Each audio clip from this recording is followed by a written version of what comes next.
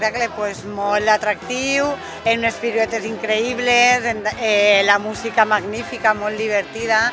Jo crec que per a començar el Nadal ha sigut ideal.